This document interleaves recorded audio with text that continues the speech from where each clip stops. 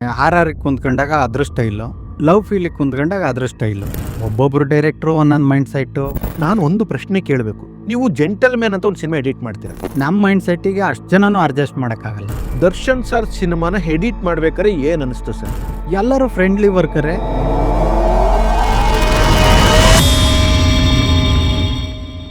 ಪ್ರೀತಿಯ ವೀಕ್ಷಕರೇ ನಮಸ್ಕಾರ, SRP ಮಾಧ್ಯಮಕ್ಕೆ ಸ್ವಾಗತ.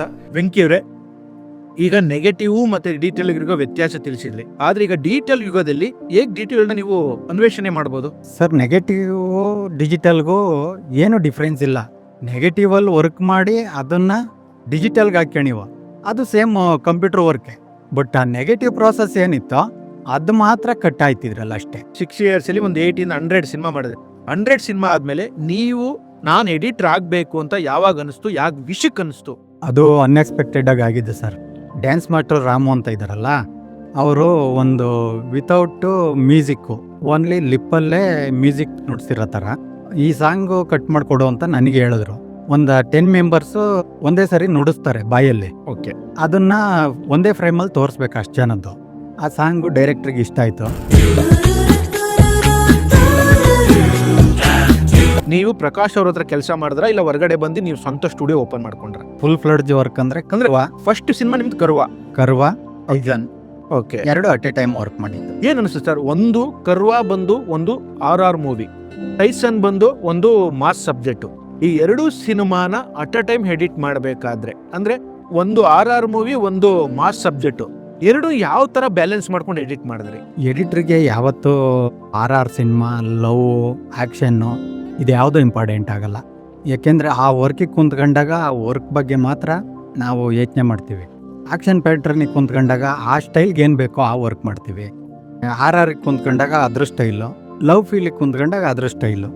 ಒಂದೇ ಜಾನರ್ ಅಂತ ನಾವು ಫಿಕ್ಸೇ ಆಗೋಕ್ಕಾಗಲ್ಲ ಯಾವ ಟೆಕ್ನಿಷಿಯನ್ನು. ಈಗ 130 ಸಿನಿಮಾ ಎಡಿಟ್ ಮಾಡಿದ್ದೀರಾ ಅಲ್ವಾ ಸರ್? ಈ 130 ಸಿನಿಮಾದಲ್ಲಿ ನಿಮ್ಮ ಎಕ್ಸ್ಪೀರಿಯನ್ಸ್ ಹೇಗೆ, ಅಂದರೆ ಯಾವ ಥರ ಖುಷಿ ಕೊಡ್ತು ನಾನು 130 ಸಿನಿಮಾ ಎಡಿಟ್ ಮಾಡೋದಕ್ಕೆ? 130 ಫಿಲಮ್ ಅಂದರೆ ಒಬ್ಬೊಬ್ರು ಡೈರೆಕ್ಟ್ರು ಒಂದೊಂದು ಮೈಂಡ್ ಸೆಟ್ಟು. ಡ್ಯಾನ್ಸ್ ಮಾಸ್ಟ್ರುಗಳು ಒಂದು ಪಿಕ್ಚರ್ಗೆ 5 ಸಾಂಗ್ ಅಂದರೆ ಎಷ್ಟು ಜನ ಡ್ಯಾನ್ಸ್ ಮಾಸ್ಟ್ರುಗಳು, ಫೈಟ್ ಮಾಸ್ಟ್ರು, ಅಸೋಸಿಯೇಟು, ಅಸಿಸ್ಟೆಂಟು, ಡೈರೆಕ್ಟ್ರುಗಳು, ಇವರಿಗೆ ಎಲ್ಲರ ಮೈಂಡ್ ಸೆಟ್ಗೂ ನಾನು ಒಬ್ಬನೇ ಅಡ್ಜಸ್ಟ್ ಆಗಬೇಕು. ನಮ್ಮ ಮೈಂಡ್ ಸೆಟ್ಟಿಗೆ ಅಷ್ಟು ಜನನೂ ಅಡ್ಜಸ್ಟ್ ಮಾಡೋಕ್ಕಾಗಲ್ಲ. ವೆಂಕಿ ಅವರೇ, ಈಗ ನೀವು 130 ಸಿನಿಮಾ ಮಾಡಿದ್ದೀರಾ, ಆ 130 ಸಿನಿಮಾದ ನೇಮು ಮತ್ತು ಡೈರೆಕ್ಟರ್ ನೇಮ್ ಗೊತ್ತಾ? ಡೈರೆಕ್ಟ್ರ್ ನೇಮು, ಫಿಲಮ್ ನೇಮು ಗೊತ್ತು, ಬಟ್ ಈ ಇದರಲ್ಲಿ ಅಷ್ಟು ಜನನೂ ಹೇಳೋಕ್ಕಾಗಲ್ಲ. ಆಯ್ತು, ನಿಮ್ಗೆ ಎಷ್ಟು ಜನ ಗೊತ್ತಿರ್ಬೋದು ಹೇಳಿ ನೋಡೋಣ. ಕರ್ವ ನವನೀತ್ ಸರ್,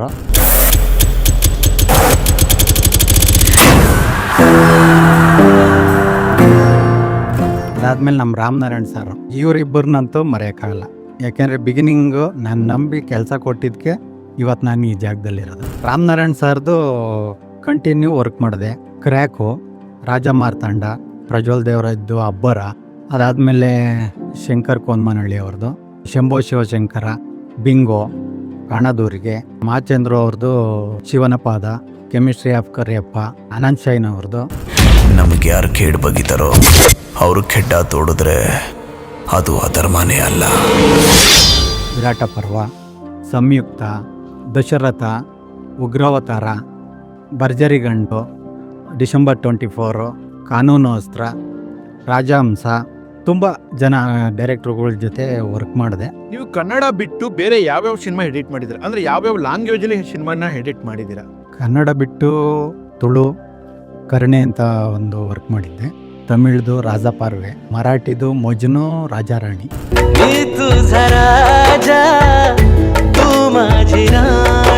ಅಂದ್ರೆ ನಿಮ್ಗೆ ಇವೆಲ್ಲ ಬರುತ್ತಾ? ತಮಿಳು, ತೆಲುಗು, ಮಲಯಾಳಮು, ಮರಾಠಿ ಎಲ್ಲ ಲ್ಯಾಂಗ್ವೇಜು ನಿಮ್ಗೆ ಬರುತ್ತಾ?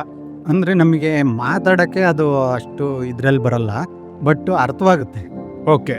ಆಮೇಲೆ ಎಡಿಟ್ರಿಗೆ ಅದು ಸಿಚುಯೇಷನ್ಗಳು, ಡೈಲಾಗ್ಸು ಆ ವರ್ಕ್ ಮಾಡ್ತಾ ಗೊತ್ತಾಗ್ಬಿಡುತ್ತೆ ಸರ್. ಮರಾಠಿದು ನನಗೆ ತುಂಬ ಕಮ್ಮಿ, ಗೊತ್ತೇ ಇಲ್ಲ. ಓಕೆ. ಬಟ್ ಟ್ರಿಮ್ಮಿಂಗ್ ಮಾಡ್ತಾಯಿದ್ದ ನಾ ಡೈರೆಕ್ಟರ್ ಹೆಸರು ಶಿವರಾಜ್ ಡೋಲ್ತಡೆ. ಈ ಪೋರ್ಷನ್ನು ಕಮ್ಮಿ ಮಾಡಬೇಕು ಅಂತ ನಾನು ಹೇಳಿವ್ನಿ. ಯಾಕೆಂದರೆ ಒಂದು ಸೀನ್ ಎಷ್ಟು ಲೆಂತ್ ಇದ್ದರೆ ಓಕೆ, ಇಲ್ಲಾಂದರೆ ಬೋರ್ ಆಗ್ತಿದೆ ಅಂತ. ಅದು ಲ್ಯಾಂಗ್ವೇಜ್ ಗೊತ್ತಿರಲಿ ಗೊತ್ತಿಲ್ದಲೇ ಇರಲಿ. ಓಕೆ. ಅವರು ಇನ್ನೊಂದು ಸರಿ ಪ್ಲೇ ಮಾಡು ಅಂತ ಹೇಳೋರು. ಪ್ಲೇ ಮಾಡೀನಿ ಅವ್ರು ಟ್ರಿಮ್ ಮಾಡಬೇಕು ಅಂತ ಯಾವುದೋ ಒಂದು ಡೈಲಾಗ್ ಅನ್ಕೊಂಡ್ರು. ನಾನು ಇನ್ನೊಂದು ಸ್ವಲ್ಪ ಹಿಂದೆ ಮುಂದೆ ಎಳೆದ್ಬಿಟ್ಟು ಆ ಡೈಲಾಗ್ ಟ್ರಿಮ್ ಮಾಡಿಬಿಟ್ಟೆ ಅವ್ರು ಹೇಳೋದಕ್ಕಿಂತ ಮುಂಚೆನೆ. ಆಮೇಲೆ ಪ್ಲೇ ಮಾಡಿ ಇನ್ನೊಂದ್ಸರಿ ನೋಡ್ತೀನಿ ಅಂದರು. ಎಲ್ಲಿ ಅದು ಇನ್ನೊಂದು ಡೈಲಾಗ್ ಇತ್ತಲ್ಲ, ಅದು ಟ್ರಿಮ್ ಹೋಗೇ ಸರ್. ಇದೇ ನಾನು ಇದನ್ನೇ ಟ್ರಿಮ್ ಮಾಡೋಣ ಅನ್ಕೊಂಡಿದ್ದೆ, ಇವನು ಅಲ್ಲೇ ಟ್ರಿಮ್ ಮಾಡಿಬಿಟ್ಟು ಇಟ್ಟವನಲ್ಲ ಅಂತ. ಓಕೆ, ಹಂಗೆ ಎಡಿಟ್ರಿಗೆ ಅದೊಂದು ನಾಲೆಡ್ಜ್ ಇದ್ದೇ ಇರುತ್ತೆ ಸರ್.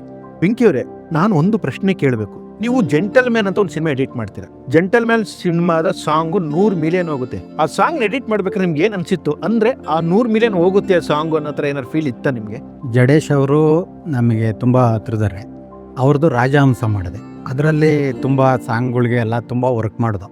ಆದಮೇಲೆ ಜೆಂಟ್ಲ್ಮ್ಯಾನ್ ವರ್ಕ್ ಮಾಡಿದ್ದು. ಜೆಂಟ್ಲ್ಮ್ಯಾನ್ ತುಂಬ ವರ್ಕು ತುಂಬ ಚೆನ್ನಾಗಿದೆ. ಅದರಲ್ಲೇ ಒಂದು ಎಡಿಟಿಂಗ್ಗೆ ಜಾಸ್ತಿ ಜಾಗ ಇದ್ದಿದ್ದು ಜೆಂಟ್ಲ್ಮ್ಯಾನಲ್ಲಿ. ಆಮೇಲೆ ಸಾಂಗ್ಗಳು ಅಷ್ಟೇ ತುಂಬ ಸಗದಾಗೆ ಬಂದಿದ್ದು. ಅಜ್ನೀತ್ ಲೋಕನಾಥ್ ಸರ್ದು ಜೆಂಟ್ಲ್ಮ್ಯಾನ್ ಸಾಂಗ್ ಅಂದರೆ ಎಲ್ಲರಿಗೂ ಗೊತ್ತು, ಯಾಕೆಂದರೆ ಅಷ್ಟು ಫೇಮಸ್ ಆಗಿರೋ ಸಾಂಗ್ ಅದು. ಮರಳಿ ಮನಸಾಗಿದೆ ಸಾಗಿದೆ ನಿನ್ನ ಹೃದಯಕ್ಕೆ. ಜನಗಳಿಗೆ ಹಾಗೂ ನಮ್ಮ ಕನ್ನಡ ಚಿತ್ರರಂಗದಲ್ಲಿ ನಿಮ್ಮ ಹೆಸರು ಮೇಲೆ ಒಂದು ಸ್ವಲ್ಪ ಕನ್ಫ್ಯೂಷನ್ಸ್ ಇದೆ. ವೆಂಕಿ UDV ಇಲ್ಲ ವೆಂಕಟೇಶ್ UDV. UDV ಅಂದರೆ ಏನು? ನಂದು ಒರಿಜಿನಲ್ ಹೆಸರು ಬಂದು ವೆಂಕಟೇಶ್ KJ ಅಂತ, ಕೊತ್ತಿಹಳ್ಳಿ ಜಯರಾಮಯ್ಯನ ಮಗ ವೆಂಕಟೇಶ್. ಬಟ್ ಇಂಡಸ್ಟ್ರಿಯಲ್ಲಿ ನಾನು ಅಸಿಸ್ಟೆಂಟ್ ಆಗಿದ್ದಾಗ KV ರಾಜು ಅವರು ಒಂದು ರಾಜಧಾನಿ ಅಂತ ಫಿಲಮ್ಗೆ ವರ್ಕ್ ಮಾಡ್ಸಕ್ಕೆ ಬಂದಿದ್ರು. ಅವಾಗ ನಾನು ಅಸಿಸ್ಟೆಂಟು. ಏನು ನಿನ್ನ ಹೆಸರು ಅಂದರು. ಸರ್ ವೆಂಕಟೇಶ್ ಅಂದೆ. ವೆಂಕಟೇಶು ಇಂಡಸ್ಟ್ರಿಯಲ್ಲಿ 1000 ಜನ ಇರ್ತಾರೆ, ಗುರುತು ಸಿಗಲ್ಲ, ಏನಾದರೂ ಒಂದು ಸ್ವಲ್ಪ ಯೂನಿಕ್ಕಾಗಿ ಇಟ್ಕೊ ಅಂದರು. ನಾನು ಯೋಚನೆ ಮಾಡಿದೆ, ಏನು ಯೂನಿಕ್ಕಾಗಿ ಇಟ್ಕೊಳ್ಳೋಣ, ಸಪ್ರೇಟ್ ಏನು ಸೇರಿಸೋದು ಇಷ್ಟ ಆಗಲ್ಲ.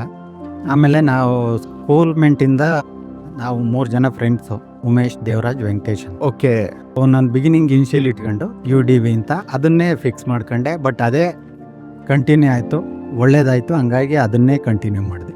ಎಷ್ಟೋ ಜನ ಅಪ್ಪನ ಹೆಸರು ಕೊಡ್ತಾರೆ, ಇಲ್ಲ ಅಮ್ಮನ ಹೆಸರು ಕೊಡ್ತಾರೆ, ಊರ ಹೆಸರು ಕೂಡ ಪ್ರಯತ್ನ ಪಡ್ತಾರೆ. ಆದರೆ ಫಸ್ಟ್ ಟೈಮ್ ವೆಂಕಿ ಅವರು ತನ್ನ ಹೆಸರು ಮುಂದೆ 3 ಜನ ಸ್ನೇಹಿತರ ಹೆಸರು ಸೇರಿಸ್ಕೊಂಡಿದ್ದಾರೆ. ವೆಂಕಿ ಅವರೇ, ನೀವು ಹೇಳಿದ್ರಿ ನಮ್ಮ KV ರಾಜು ಸರ್ ಅಂತ. KV ರಾಜು ಅವರು ಅಂದರೆ ಯಾರು ಇಂಡಸ್ಟ್ರಿಯ ಪ್ರತಿಯೊಬ್ಬ ಕಲಾವಿದರಾಗ್ಬೋದು, ಟೆಕ್ನಿಷಿಯನ್ ಆಗ್ಬೋದು, ಅವ್ರು ಕಂಡ್ರೆ ಭಯ ಪಡ್ತಾರೆ. ಯಾಕೆಂದರೆ ಅಂಥ ಮೇಧಾವಿ ಡೈರೆಕ್ಟ್ರು ಅವರು, ದೊಡ್ಡ ಡೈರೆಕ್ಟ್ರು, ದೊಡ್ಡ ದೊಡ್ಡ ಕಲಾವಿದರಿಗೆ ಆ್ಯಕ್ಷನ್ ಕಟ್ ಹೇಳಿರುವಂಥ ವ್ಯಕ್ತಿ. ಅವ್ರ ಜೊತೆ ನೀವು ಕೆಲಸ ಮಾಡಿದ್ರಲ್ಲ, ಅವ್ರ ಹತ್ರ ಏನಾರ ಕಲ್ತ್ರಾ? ನನಗೆ ಒಂದೇ ಒಂದು ಎಫೆಕ್ಟ್ ಮಾಡಬೇಕಾಯಿತು. ಗನ್ ಶೂಟ್ದೇನೋ ಒಂದು ಸೀನು. ನೆಗೆಟಿವಲ್ಲಿ ನಾವು beginning reel start, reel end ಅನ್ನೋದು ಗೊತ್ತಾಗೋದಕ್ಕೆ ಬಿಗಿನಿಂಗ್ 2 ಪಂಚು, ಎಂಡ್ 1 ಪಂಚು, ಈ ಥರ ಹೊಡಿತಿದ್ದೋ. ಶೂಟ್ ಮಾಡ್ತಾರಲ್ಲ, ಆ ನೆಗೆಟಿವ್ದು ಲಾಸ್ಟ್ ಪಂಚು, ಈ ಪಂಚ್ಗಳಿದೆಯಲ್ಲ, ಅದನ್ನು ಕಟ್ ಮಾಡಿ ಒಂದೊಂದೇ ಫ್ರೇಮ್ ಹಾಕು, ಬುಲೆಟ್ ಬಿದ್ದಂಗೆ ಆಗಬೇಕು ಅಂತ. ನಾನು ಇದೇನಪ್ಪ CGನೇ ಇಲ್ದಂಗೆ ಇಷ್ಟು ಈಸಿಯಾಗಿ ಐಡಿಯಾ ಕೊಟ್ಬಿಟ್ರು ಅಂತ. ಅಂದರೆ ಅಷ್ಟು ಈಸಿಯಾಗಿ ಕೆಲಸ ಮಾಡ್ಸೋರು, ಅಂದರೆ ಅಷ್ಟು ಗೊತ್ತಿರೋದು ಅವ್ರಿಗೆ. ಅಂದರೆ ನೋಡಿ, ಇವೆಲ್ಲೇ ನಾವು ಒಂದೊಂದ್ಸರಿ ಏನು ಅನ್ಕೊಂಬಿಡ್ತೀವಿ ಅಂದರೆ ಸರ್, ಅವ್ರು ದೊಡ್ಡ ಡೈರೆಕ್ಟ್ರು ಅಂದರೆ ಬೇರೆಯವರು ನಮಗೆ ಆ ಥರ ಹೇಳಿರ್ತಾರೆ. ಬಟ್ KV ರಾಜ್ ಸರ್ ಜೊತೆನೂ ಕುಂತಿದ್ದೆ, MS ರಮೇಶ್ ಸರ್ ಜೊತೆನೂ ಕುಂತಿದ್ದೆ, ತುಂಬ ಜನ ಜೊತೆ ವರ್ಕ್ ಮಾಡಿದ್ದೀನಿ. ಎಲ್ಲರೂ ಫ್ರೆಂಡ್ಲಿ ವರ್ಕರೇ. ಅವ್ರದ್ದು ಏನಾಯ್ತೋ ಅವ್ರಿಗೆ ಏನು ಬೇಕೋ ಆ ಕೆಲಸ ನಾವು ಕೊಟ್ಟರೆ ಎಲ್ಲರೂ ಒಳ್ಳೆಯವರೇ. ನೀವು ದರ್ಶನ್ ಸರ್ನ ಪಕ್ಕ ಅಭಿಮಾನಿ. ದರ್ಶನ್ ಸರ್ನ ನೋಡಿಕೊಂಡು ಇಂಡಸ್ಟ್ರಿ ಬಂದಂಥ ವೆಂಕಿ UDV ಅವರು ದರ್ಶನ್ ಸರ್ ಸಿನಿಮಾನ ಎಡಿಟ್ ಮಾಡ್ಬೇಕಾದ್ರೆ ಏನು ಅನಿಸ್ತು ಸರ್?